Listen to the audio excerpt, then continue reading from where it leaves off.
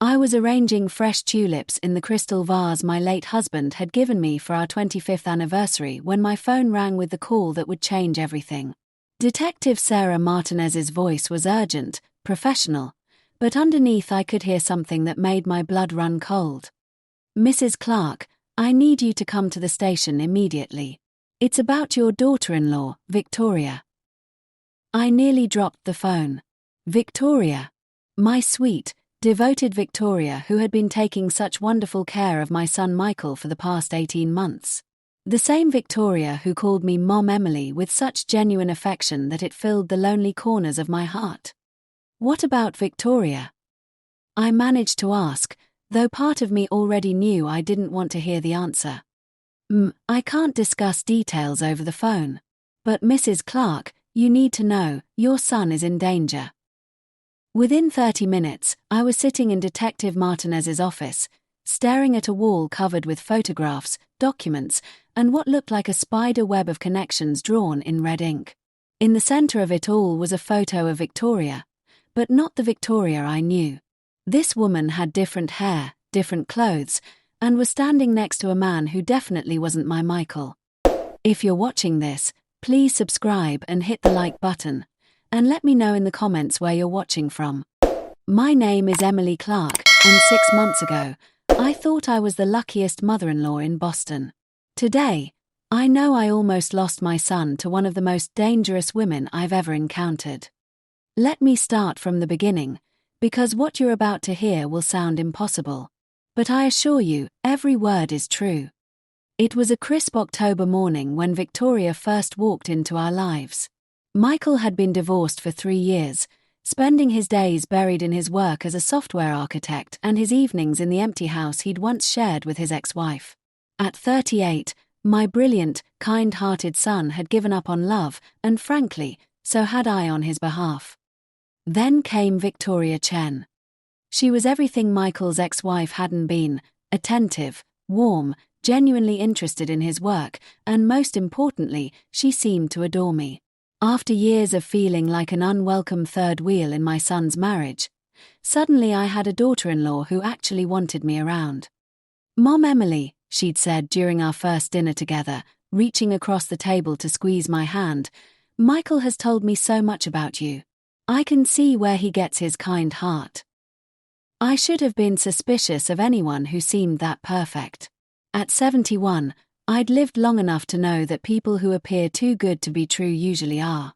But Victoria had a way of making everything feel natural, effortless. She was a pediatric physical therapist, working with children who had developmental delays. She'd grown up in San Francisco as an only child, lost both parents in a house fire when she was 26, and moved to Boston for a fresh start. The story was heartbreaking and believable. More importantly, it explained why she seemed so grateful for family connection, why she embraced Michael and me with such apparent desperation for belonging. Within 6 months, they were engaged. Within 8 months, married in a small ceremony that Victoria insisted should be intimate family only.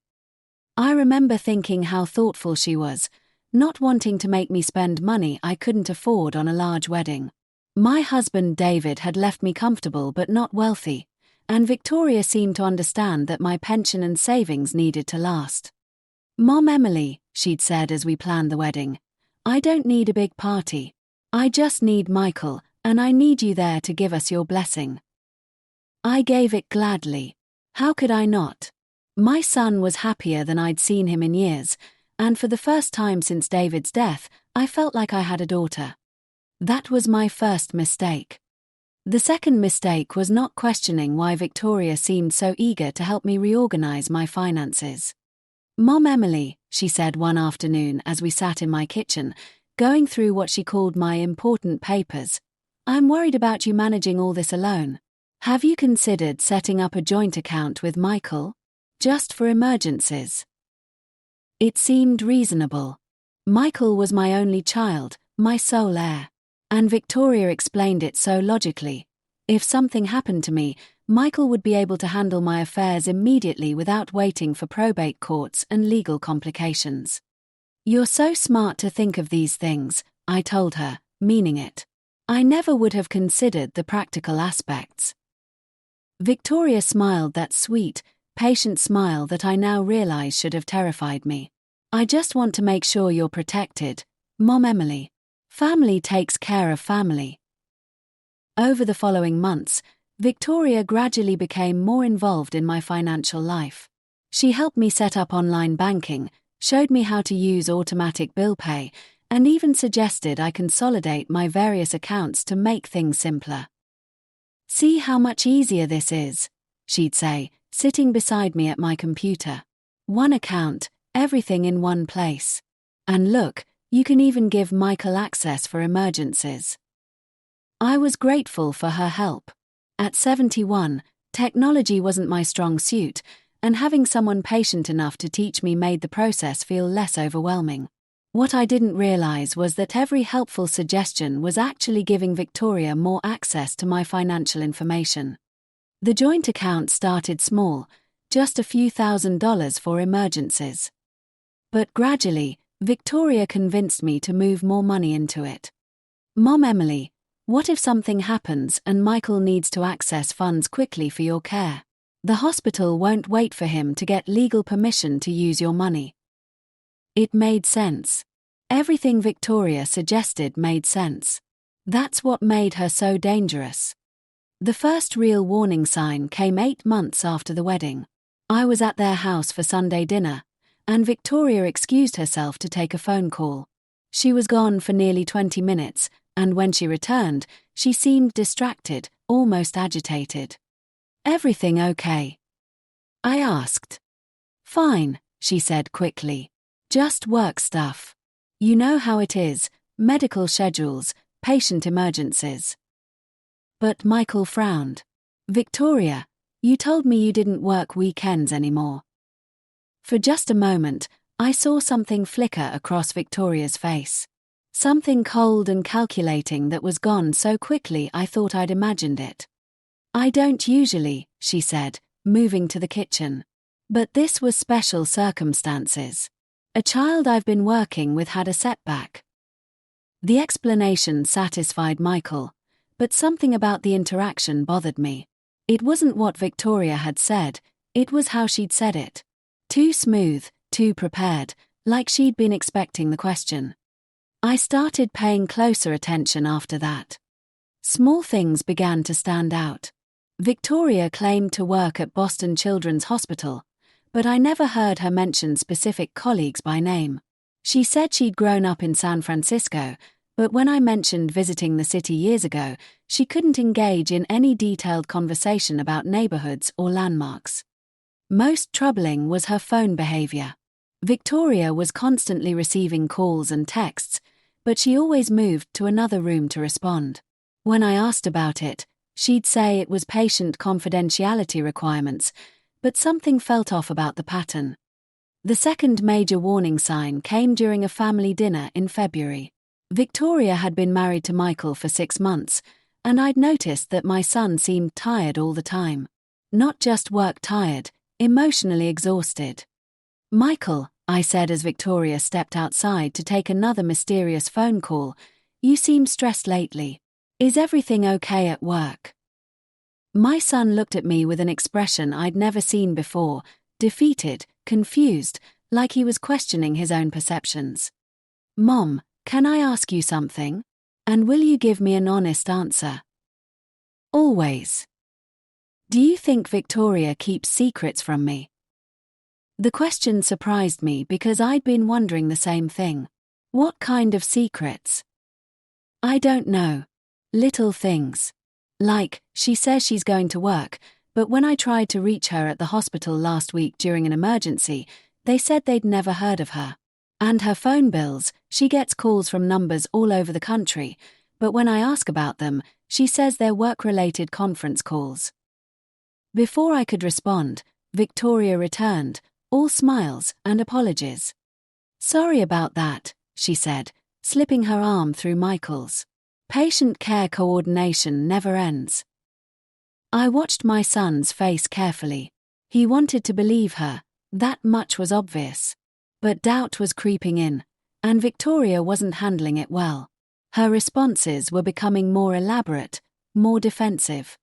That night, I went home and did something I'd never done before in my 71 years. I hired a private investigator. Harold Matthews had been recommended by my attorney as discreet and thorough. He was a retired police detective who specialized in background checks and family security issues. "Mrs. Clark," he said when I explained my concerns, "you're describing what we call paper-thin identity construction. Someone who has just enough documentation to pass casual inspection, but not enough to withstand professional scrutiny. You think Victoria isn't who she says she is. I think you're a smart woman with good instincts, and you should trust them. Give me 2 weeks." Those were the longest 2 weeks of my life.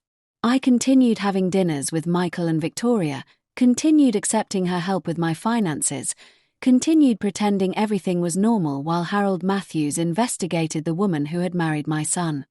The call came on a Thursday morning. Harold's voice was grim. "Mrs. Clark, can you come to my office immediately? And don't tell anyone where you're going." Harold's office was in a nondescript building downtown, filled with filing cabinets and computer equipment. When I arrived, he had photographs spread across his desk that made my heart stop. Wedding photos. Multiple wedding photos. Victoria in different wedding dresses, with different men, in different locations. "Her real name is Veronica Blackwood," Harold said without preamble. "She's 42, not 35 like she told your son. She's been married at least 4 times in the past 8 years, possibly more. Each marriage lasted between 8 months and 2 years. Each husband was financially stable, recently divorced or widowed, and had minimal family connections." I stared at the photographs, trying to reconcile the woman in these pictures with the daughter-in-law who had been so kind, so caring, so perfect. What happened to the other husbands? I asked, though I was terrified of the answer. Financial devastation. She systematically drained their bank accounts, retirement funds, and investment portfolios. 2 of them had to declare bankruptcy. 1 lost his house. The most recent victim, a man named Robert Chen in Portland, lost over $400,000 before she disappeared. Chen. The name hit me like a physical blow. She told us her maiden name was Chen, that her parents died in a fire. Harold nodded grimly.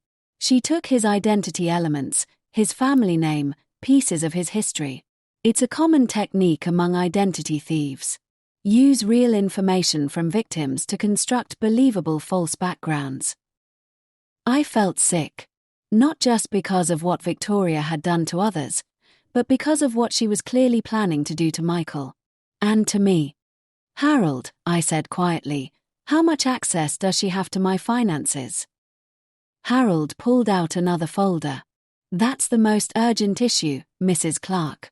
According to the bank records you provided, Victoria has been systematically moving money from your personal accounts into the joint account she convinced you to establish. Over the past 3 months, she's transferred nearly $75,000. The room seemed to spin around me. $75,000. A quarter of my life savings, moved without my knowledge through a system Victoria had taught me to use. "There's more," Harold continued. "She's been making inquiries about your property value, your insurance policies, and your estate planning. She's also been researching elder care facilities in the area." Elder care facilities. Why would she? The implication hit me like cold water. She's planning to have me declared incompetent. It's a possibility we can't ignore. If she can establish that you're no longer capable of managing your own affairs, she could gain legal control over your finances through your son. And given that she's married to him. I understood. Victoria wasn't just stealing from me. She was setting up a system to steal everything I had, legally and systematically, while making my own son complicit in the process. "Harold," I said, my voice steadier than I felt, "what do we do?" "First, we secure your finances immediately. Then we gather enough evidence to show your son who he really married. And then we pray he believes us before she disappears with everything you both have. The hardest part wasn't securing my finances or gathering evidence. The hardest part was looking at my son's face when I told him the truth. We met at his office on a Friday afternoon. I'd asked him to meet me there instead of at home because I didn't want Victoria to overhear our conversation. Harold was with me, carrying a briefcase full of documentation that would destroy Michael's marriage and possibly his faith in his own judgment. "Mom," Michael said as we settled into his conference room, "you look serious. And who's this?" "This is Harold Matthews. He's a private investigator I hired to look into Victoria's background." The color drained from my son's face. "You did what?" "Michael, please listen to what he has to say before you react." For the next hour, Harold methodically presented the evidence. The false identity, the multiple marriages, the financial fraud, the systematic theft from my accounts. Michael sat in stunned silence, occasionally asking questions, but mostly just staring at the photographs and documents that proved his wife was a stranger. "This can't be right," he said finally. "Victoria isn't capable of this. She loves me. She loves our family." Harold pulled out one final photograph.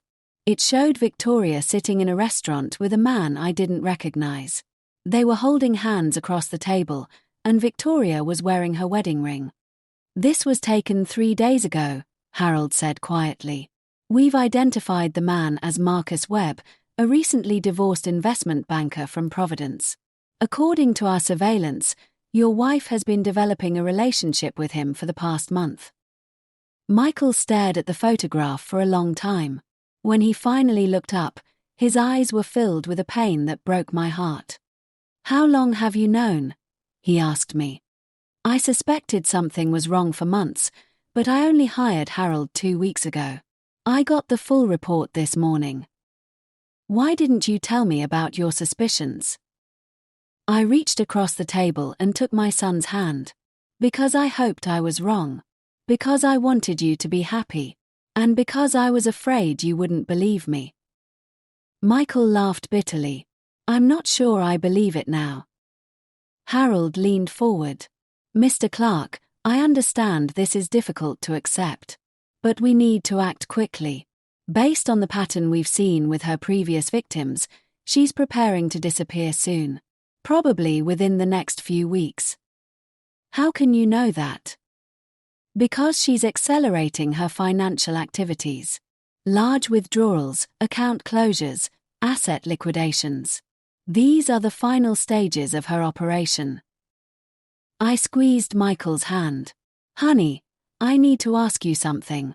Has Victoria been pushing you to make any major financial decisions lately? Life insurance changes, property transfers, anything like that?" Michael's expression grew even more troubled. "She's been talking about us buying a bigger house.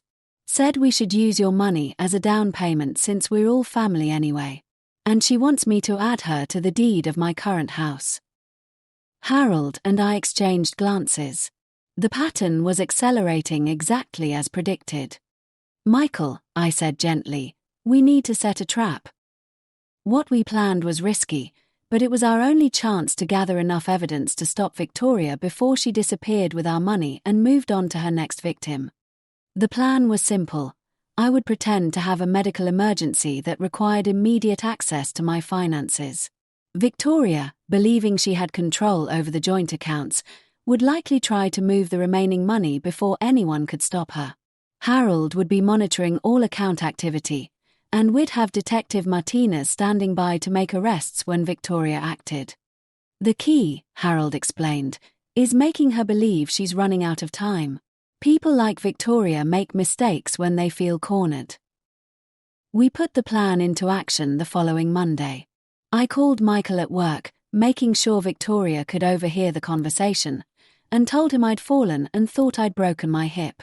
I was at the hospital, I said, and needed him to bring my insurance cards and identification immediately. "Don't worry about Mom Emily," I heard Victoria say in the background. I can handle getting her documents together. You just get to the hospital. Perfect. Victoria had taken the bait. Harold was monitoring my accounts in real time from his office.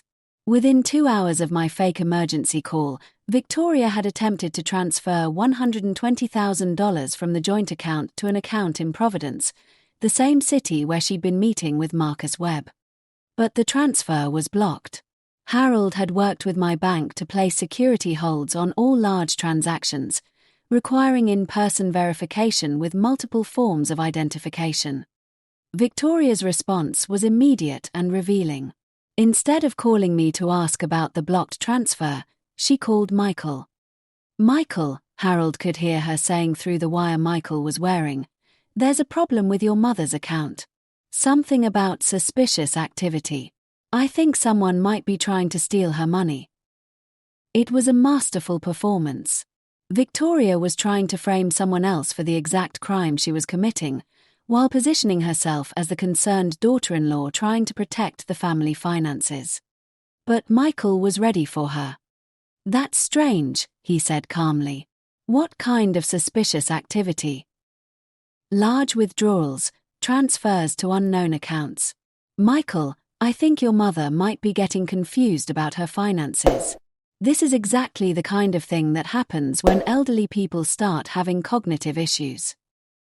There it was. Victoria's endgame.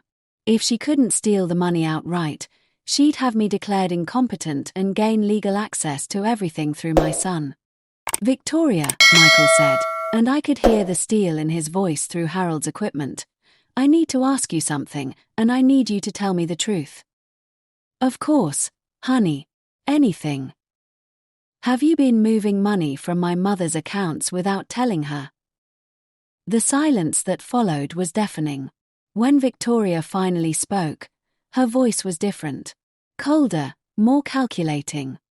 Michael, I think you need to consider the possibility that your mother is having memory problems. She asked me to help her with those transfers. She's probably forgotten about them. Show me the authorization forms. Another silence. Longer this time. Victoria, Michael said quietly, where are the forms my mother signed authorizing you to move her money? She did it verbally. Michael, you know how confused she's been lately. It was a lie, and we all knew it. I hadn't been confused about anything, and I'd never authorized Victoria to move a single penny of my money. Victoria, Michael said, I know about Marcus Webb. The reaction was immediate and dramatic. Harold later told me he could hear Victoria's sharp intake of breath through the wire, followed by what sounded like her sitting down heavily. I don't know what you're talking about, she said, but her voice had lost all its warmth, all its pretense of concern. I know about Portland. I know about Robert Chen. I know about the other marriages, the other victims. Victoria, I know exactly who you are. What happened next was something none of us had anticipated. Instead of continuing to deny the accusations, Victoria laughed. You have no idea who I am, she said, and Harold told me later that her voice had become completely different, harder, colder, filled with contempt. You pathetic, lonely man. Did you really think someone like me would want someone like you for any reason other than money? The cruelty in her voice was breathtaking. This was the woman who had called my son sweetheart and darling, who had told me she felt so lucky to be part of our family. The only mistake I made, Victoria continued, was not moving faster. I should have cleaned out your accounts months ago instead of playing the perfect wife game. Harold was signaling to Detective Martinez, who was positioned outside Michael's house. But Victoria wasn't finished. Your mother is a foolish old woman who practically begged me to take her money. Oh, Victoria, you're so smart about finances. Oh, Victoria, please help me set up these accounts. She made it almost too easy. That was when I knew we had her. Harold was recording everything, and Victoria had just confessed to financial fraud, elder abuse, and identity theft. Detective Martinez and her team moved in while Victoria was still talking. The arrest was swift and professional, but Victoria's reaction was unlike anything I'd ever seen. She didn't cry, didn't plead, didn't try to maintain her innocence. Instead, she looked directly into the camera Harold was using to document the arrest and smiled. "This won't stick," she said calmly. "And there are others you'll never find. Others who are better at this than I ever was." It was a chilling reminder that Victoria wasn't just a criminal. She was part of a larger network of people who preyed on families like ours. The legal proceedings took 8 months. During that time, we learned the full scope of Victoria's crimes. She had stolen over $1.2 million from her various victims over the course of 9 years. She had destroyed families, bankrupted retirees, and left a trail of broken hearts and empty bank accounts across 6 states. But she had also made mistakes. The evidence Harold had gathered, combined with the recorded confession, was overwhelming. Victoria was sentenced to 12 years in federal prison for fraud, identity theft, and elder abuse. More importantly, we recovered most of my stolen money. The account in Providence contained not just my funds, but money taken from other victims. The FBI was able to trace and freeze the assets before Victoria could access them. 6 months after Victoria's arrest, Michael and I were sitting in my kitchen, the same kitchen where Victoria had convinced me to simplify my finances. We were going through the legal paperwork, making sure everything was properly restored to my control. "Mom," Michael said quietly, "I need to apologize." "For what?" "For not listening to your instincts. For being so desperate to believe I'd found love that I ignored all the warning signs. For putting you in danger." I reached across the table and squeezed his hand. "Michael, neither of us is to blame for what Victoria did. She was a professional criminal who made a living deceiving people. The only thing we're guilty of is wanting to believe in love and family." Michael smiled sadly. "Do you think I'll ever be able to trust someone again?" "I think," I said carefully, "that you'll be more careful about who you trust. And that's not necessarily a bad thing." We sat in comfortable silence for a while, surrounded by the documents that proved how close we'd come to losing everything. But we'd survived, and we'd helped stop Victoria from hurting anyone else. "Mom," Michael said eventually, "Harold wants to know if you'd be interested in helping with other cases. Apparently, there are a lot of elderly people who could benefit from someone who's been through this and knows what to look for." I considered the offer. At 71, I had experience, wisdom, and apparently a talent for recognizing when something was too good to be true. Maybe I could help other families avoid the trap we'd almost fallen into. "Tell Harold yes," I said. "But only if you'll help me." Michael grinned, the first genuine smile I'd seen from him in months. "Mom, I thought you'd never ask." As I write this story, Victoria is serving her sentence, but I know there are others like her out there. Others who study lonely people, who learn what they need to hear, who become exactly who their victims want them to be. That's why I'm sharing our story. Not because I'm proud of being fooled, but because I want other families to recognize the warning signs we missed. Trust your instincts. Ask questions. Verify information. And remember that real love doesn't require you to surrender your financial security or your independence. Most importantly, remember that it's never too late to fight back. Victoria thought she was dealing with a lonely old woman and her gullible son. Instead, she discovered that underestimating people based on their age or their desire for connection was her biggest mistake.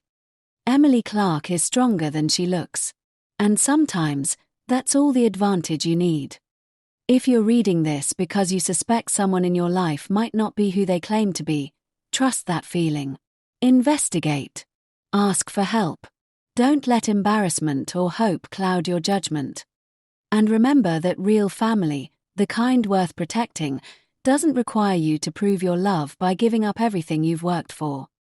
Sometimes the best way to protect the people you love is to be willing to destroy the illusions that are hurting them. Even when those illusions look like the perfect daughter-in-law. But let me tell you about what happened after the cameras stopped rolling, after the news reports ended, after everyone thought our story was finished. Because the real work was just beginning. Charles' arrest at Sunset Manor made national news. Not because it was the biggest fraud case ever prosecuted, but because of how it was solved. The idea of a 71-year-old undercover agent working with the FBI captured public imagination in a way that surprised everyone, including me. Mrs. Clark, Agent Chen said during our debriefing, "Your work at Sunset Manor didn't just catch Charles Whitman. It led us to a database of over 200 potential victims across 12 retirement communities." The database was horrifying in its detail. Names, financial information, family relationships, health conditions, psychological profiles, everything needed to systematically exploit elderly people who had worked their entire lives to secure comfortable retirements. Each entry represents someone whose life savings were at risk, Agent Chen continued. By stopping this operation when we did, you potentially saved over $50 million from being stolen. $50 million. It was a number so large I could barely comprehend it. But what struck me more was thinking about the individual people behind that number. Grandparents who wouldn't lose their homes, retirees who could continue living independently, families who wouldn't be destroyed by financial fraud. The media attention was overwhelming but ultimately positive. I appeared on morning news shows, gave interviews to magazines, and spoke at conferences about elder fraud prevention. The message was always the same. Criminals assume elderly people are easy targets, but they're wrong. Age doesn't make you vulnerable, I would tell audiences. Isolation makes you vulnerable. Embarrassment makes you vulnerable. But experience and wisdom, those make you dangerous to criminals.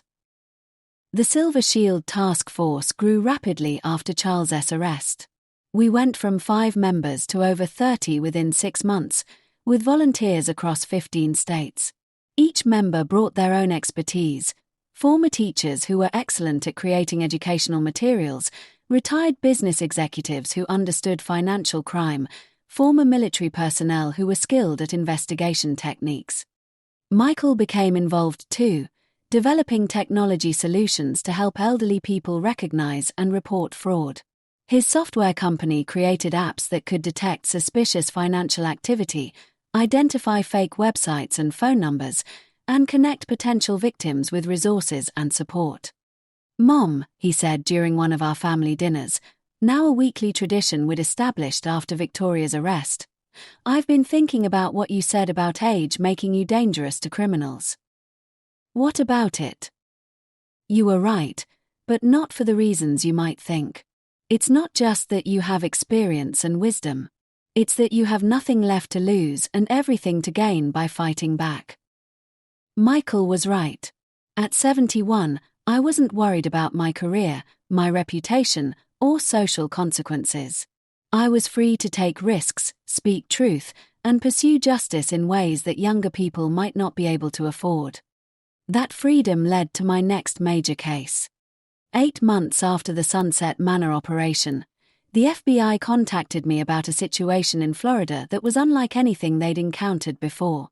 A criminal organization was targeting elderly people with early-stage dementia, using their cognitive vulnerabilities to gain legal control over their finances through fraudulent guardianship proceedings. Mrs. Clark, Agent Chen explained during our video conference, "This isn't just fraud, it's systematic exploitation of people who can't protect themselves. The criminals are working with corrupt attorneys and medical professionals to have their victims declared incompetent, then looting their assets through fake guardianship arrangements." How many victims? We've identified over 100 cases in South Florida alone, with total losses exceeding $20 million. But the real tragedy isn't just financial. These people are being isolated from their families, forced into inadequate care facilities, and essentially imprisoned while their life savings are stolen. The scope of the operation was breathtaking. Criminals would identify elderly people showing early signs of cognitive decline, then systematically isolate them from family members while building false evidence of incompetence. Corrupt doctors would provide questionable diagnoses, Corrupt lawyers would file guardianship petitions, and corrupt judges would approve arrangements that gave the criminals complete control over their victims' lives and finances. "We need someone who can get close to this operation," Agent Chen said. "Someone who appears to be a potential victim but is actually gathering evidence." "You want me to pretend to have dementia?" "We want you to move to a specific assisted living facility in Miami where we believe they're recruiting victims. You'd present as someone with mild cognitive issues and significant financial assets, then document everything that happens." It was the most dangerous undercover assignment I'd ever considered. Unlike the Sunset Manor case, where I was just risking financial loss, this operation involved criminals who were willing to have people declared legally incompetent and confined against their will. But I also knew that without intervention, hundreds of vulnerable elderly people would continue to be systematically abused and robbed. "Agent Chen," I said, "how soon can I get to Miami?" The Serenity Gardens assisted living facility looked pleasant enough from the outside. Tropical landscaping, modern buildings, cheerful staff members who seemed genuinely caring. But within a week of my arrival, I began noticing disturbing patterns.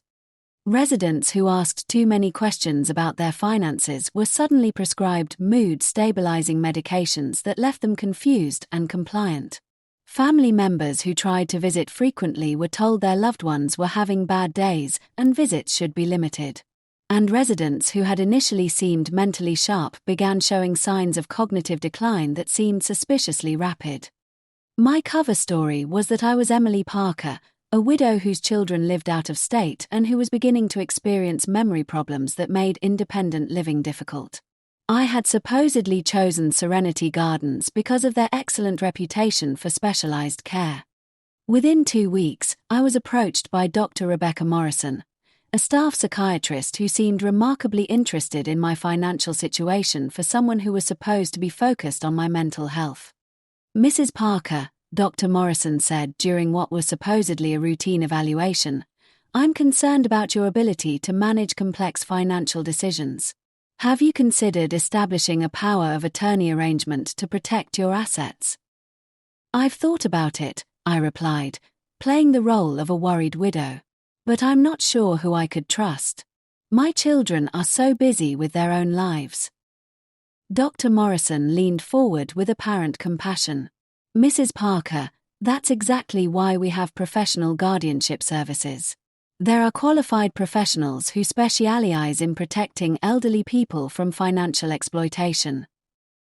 She pulled out a brochure for Sunshine Legal Services, describing their guardianship and asset protection programs.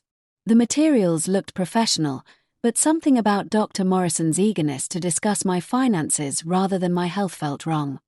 Over the following weeks, Dr. Morrison gradually escalated her suggestions that I needed legal protection from my own financial decisions. She began documenting incidents of confusion and poor judgment that I knew were fabricated or exaggerated. And she introduced me to Robert Chen, a lawyer who specialized in elder protection services. Robert Chen was smooth, professional, and absolutely convinced that I was in immediate danger of financial exploitation, presumably by criminals other than himself. "Mrs. Parker," he said during our first meeting, "Dr. Morrison has shared her concerns about your vulnerability to scams and poor financial decisions. I'd like to suggest a guardianship arrangement that would protect your assets while ensuring you receive the care you need." "What exactly does that mean?" I asked, playing confused but cooperative. "It means that a qualified professional, myself or an associate, would be legally authorized to manage your finances and make decisions about your care. You'd be protected from anyone who might try to take advantage of your condition." The irony was staggering.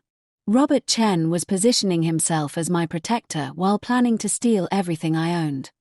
But what made this operation truly horrifying was discovering that it wasn't limited to individual theft. The criminals weren't just stealing money, they were selling access to their victims. Through hidden recording devices the FBI had provided, I documented conversations where Dr. Morrison and Robert Chen discussed monetizing residents through various schemes. They were billing Medicare for unnecessary medical procedures, charging excessive fees for basic care, and even selling residents' personal information to other criminal organizations. These people are worth more to us incapacitated than healthy, I heard Dr. Morrison tell Robert Chen during one recorded conversation. A typical resident generates about $15,000 per month through billing optimization alone. Billing optimization. They had turned elderly people into profit centers, systematically exploiting every possible revenue stream while keeping their victims too medicated and confused to resist. The FBI raid on Serenity Gardens was the largest elder abuse bust in Florida history. 17 people were arrested, including Dr. Morrison, Robert Chen, 2 judges, and multiple staff members who had been complicit in the operation. But the most important result wasn't the arrests, it was the rescue of 67 elderly people who had been systematically drugged, isolated, and robbed while their families were prevented from helping them. I'll never forget the moment when Martha Williams, an 82-year-old former teacher, was reunited with her daughter after 8 months of forced separation. Martha had been told her daughter didn't want to see her anymore. Her daughter had been told Martha was too confused to recognize her. They stole more than money, Martha's daughter told me later. They stole time. Time we can never get back. The Serenity Gardens case led to federal legislation strengthening oversight of guardianship arrangements and assisted living facilities. It also established the Emily Clark Foundation for Elder Protection, a non-profit organization that provides education, advocacy, and support for elderly people and their families. Today, at 73, I continue working with law enforcement agencies across the country to identify and stop elder fraud. The Silver Shield Task Force has grown to over 200 members in 30 states, and we've helped prevent millions of dollars in losses while educating thousands of families about protection strategies. But the work isn't finished. For every operation we stop, new ones emerge. The criminals adapt, evolve, and find new ways to exploit vulnerabilities. The only way to stay ahead of them is to remember that they succeed because they count on elderly people being isolated, embarrassed, and afraid to fight back. My advice to anyone watching this: trust your instincts. Ask questions. Verify everything. Don't let anyone pressure you into financial decisions, and never be embarrassed to ask for help. And remember that getting older doesn't make you weak, it makes you experienced. Use that experience to protect yourself and others. The criminals who tried to destroy my family thought they were dealing with a lonely old woman and her naive son. Instead, they discovered that underestimating Emily Clark was the biggest mistake they ever made. Sometimes the most dangerous person in the room is the one who has nothing left to lose and everything to fight for. Thank you for watching. If this story helped you recognize warning signs in your own life or the life of someone you care about, please share it. Together, we can make sure fewer families go through what mine did. Don't forget to subscribe and let me know in the comments how we can better protect our elderly community. Your voice matters, and together, we're stronger than any criminal who tries to take advantage of our experience and wisdom. Remember, age is not a vulnerability. It's a weapon. Use it wisely. Since sharing my story publicly, I've received thousands of messages from people around the world who recognized similar patterns in their own lives or the lives of their loved ones. Some were able to prevent fraud because they knew what warning signs to look for. Others discovered they were already being targeted and were able to protect themselves before losing everything. But perhaps the most meaningful responses came from other elderly people who felt empowered to trust their instincts and take action when something felt wrong. Margaret Chen, a 79-year-old widow from Seattle, wrote to tell me how my story helped her recognize that her new boyfriend was actually trying to isolate her from her family and gain access to her finances. Instead of being embarrassed about her suspicions, she hired a private investigator and discovered that Robert was actually married to 2 other elderly women in different cities. David Rodriguez, an 84-year-old retired teacher from Phoenix, used techniques he learned from our educational materials to identify and report a fraudulent investment scheme targeting residents of his retirement community. His quick action prevented 12 families from losing their life savings. These stories remind me why this work matters. It's not just about catching criminals or recovering stolen money, it's about empowering people to protect themselves and their families. The criminal organizations we're fighting continue to evolve and adapt. They use artificial intelligence to create more convincing fake identities. They exploit social media to gather detailed information about potential targets. They even use deepfake technology to create false video calls and recordings that make their deceptions more believable. But they still rely on the same fundamental assumption that has always driven their success, that elderly people are isolated, vulnerable, and unlikely to fight back effectively. That assumption is becoming more dangerous for them every day. The Silver Shield Task Force now includes former FBI agents, retired police officers, cybersecurity experts, and hundreds of elderly people who refuse to be victims. We've developed training programs that teach seniors how to recognize and report fraud. We've created technology tools that help families stay connected and monitor each other's safety. And we've established rapid response teams that can provide immediate assistance when someone suspects they're being targeted. Most importantly, we've changed the conversation about aging and vulnerability. Instead of treating elderly people as inevitable victims who need protection, we're recognizing them as experienced, knowledgeable individuals who can be powerful allies in fighting crime. My son Michael has become a national advocate for elder protection technology.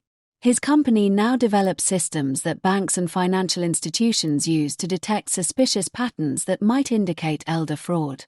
They've prevented millions of dollars in losses and helped law enforcement agencies identify criminal networks operating across multiple states.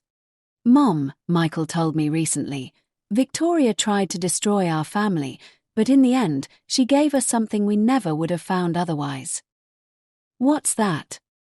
Purpose. Real purpose. The work we're doing now matters more than anything either of us has ever done. He's right. At 73, I'm busier and more fulfilled than I've been since David died. Every criminal we catch, every victim we help, every family we protect makes the pain and betrayal we experienced worthwhile. But I also want people to understand that recovery from this kind of fraud isn't just about money or justice. It's about rebuilding trust, in other people, in your own judgment, in the possibility that genuine connection still exists even in a world where some people view relationships as opportunities for exploitation. That rebuilding process takes time, patience, and usually professional help. Michael and I both worked with counselors who specialized in trauma recovery and fraud victimization. We learned to separate the genuine love we felt for each other from the manipulated emotions Victoria had exploited. We also learned to forgive ourselves for being deceived.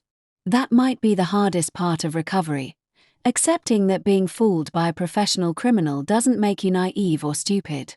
It makes you human. If you're watching this because you or someone you love has been victimized by fraud, please remember that survival and recovery are possible. The shame and anger you feel are normal responses to betrayal, but they don't have to define the rest of your life. Reach out for help. Contact law enforcement. Find a support group. Connect with organizations like the Emily Clark Foundation that specialize in elder protection and fraud recovery. Most importantly, don't let criminals convince you that trust itself is dangerous. Yes, we need to be more careful about who we trust and how quickly we trust them. But the alternative, living in complete isolation and suspicion, gives the criminals exactly what they want: a world where elderly people are so afraid of being hurt that they stop engaging with life entirely. The best revenge against people who tried to exploit your capacity for love and trust is to keep loving and trusting, just more wisely. As I finish telling this story, I want to leave you with one final thought. The criminals who target elderly people succeed because they count on us being embarrassed, isolated, and afraid to ask for help. They rely on stereotypes about aging that suggest we're inevitably vulnerable and declining. But those stereotypes are weapons we can turn against them.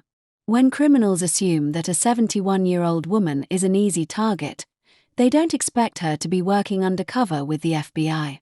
When they think elderly people are too confused or proud to seek help, they don't anticipate coordinated resistance from organized groups of experienced seniors.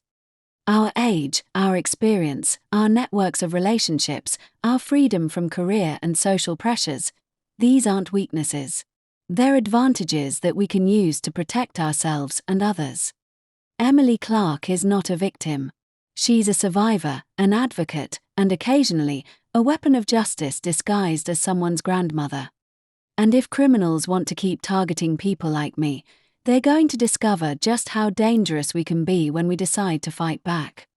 Thank you for listening to my story. Thank you for caring about the safety and dignity of elderly people. And thank you for understanding that the best way to protect our communities is to ensure that everyone, regardless of age, feels empowered to trust their instincts and take action when something feels wrong. Together, we're changing what it means to grow older in America. We're proving that experience is power, that wisdom is strength, and that the people who seem most vulnerable might actually be the most dangerous opponents criminals have ever faced. Stay safe, stay connected, and never underestimate the power of an angry grandmother with nothing left to lose.